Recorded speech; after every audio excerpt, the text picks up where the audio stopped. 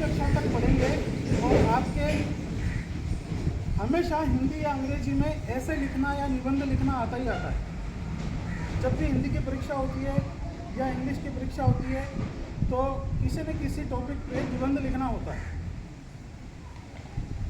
आपका एग्ज़ाम हुआ, आपको किसी टॉपिक में निबंध लिखने के लिए बोला गया, आपकी कॉपियाँ चेक हुई और 10 नंबर का एक निबंध का टॉपिक था, लेकिन सबके 10 में से 10 नहीं आते। किसी के 5, किसी के 6, किसी के 7, किसी के 2। इसका कोई कारण बताएगा? क्या कारण है कि मार्किंग किसी की कम होती है, किसी की ज़्यादा होती है? आपके किसी के 10 में से 10 आ गए, किसी के 7 आ गए, किसी के 6 आ गए। ऐसा क्यों होता है जबकि निबंध तो सबने लिखा है? ये सारे कारण आपको अगर जानकारी में है तो इट मीन्स आपको भाषा के कौशल का अनुभव है, आप भाषा कौशल को जानते हैं। अभी इसी साक्षरता कौशल में, भाषा कौशल में एक नई चीज़ आई है, डिजिटल साक्षरता, सूचना साक्षरता, मीडिया साक्षरता।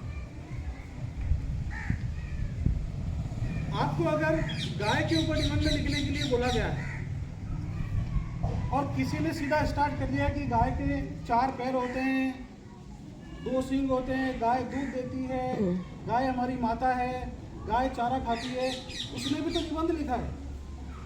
और एक दूसरे स्टूडेंट ने प्रभावशाली ढंग से निबंध लिखा है और उसने लिखा है कि प्राचीन काल से ही हमारे भारत देश में गाय को पूजा जा रहा है, गाय का हम माता स्वरूप मानते हैं, गाय में देवी देवताओं का वास होता है। फिर उसने गाय से हमें क्या क्या फायदे हैं, ये सारी चीज़ें बताई, तो उसके 10 में से 10 मार्क्स आए।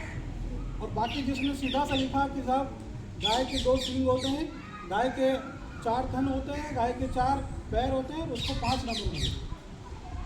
क्यों मिले? इसका मतलब समझ में आया? लेकिन उसको ये सूचना कहाँ से मिली जो उसने अलग से प्रभावी ढंग से उसको निबंध को बनाया? तो आजकल प्रौद्योगिकी का ज़माना है और प्रौद्योगिकी के ज़माने में यूट्यूब, बहुत सारी वेबसाइट्स, आपको e literature, e books, Facebook, WhatsApp, इनके जरिए बहुत संवाद करने के लिए आपको मिलता है। तो जिस बच्चे ने एक प्रभावी ढंग से निबंध को लिखा है, उसने यूट्यूब पे गाय के ऊपर पहले सर्च किया कि बाकी लोग निबंध में क्या लिखते हैं। उसको जो जो नई जानकारी मिली, जो स्कूल के अलावा उसको मिली, उसने उसको अलग से लिख लिया। उसने वेबसाइट देखी जहाँ पे उसको उस गाय के ऊपर निबंध का और लिटरेचर मिला और उसमें से अच्छे अच्छे पॉइंट निकाल लिए और उस सूचना साक्षरता को यूज करते हुए उसने 10वीं की परीक्षा में बहुत अच्छा निबंध लिखा और उसको 10 में से 10 मार्क्स। तो आजकल आप फोन, टीवी और इंटरनेट का इस्तेमाल, आजकल गांव में एक क्रांति आ गई, सबके पास इंटरनेट है, सबके पास मोबाइल है, तो उसका यूज अपने सदुपयोग के लिए करें।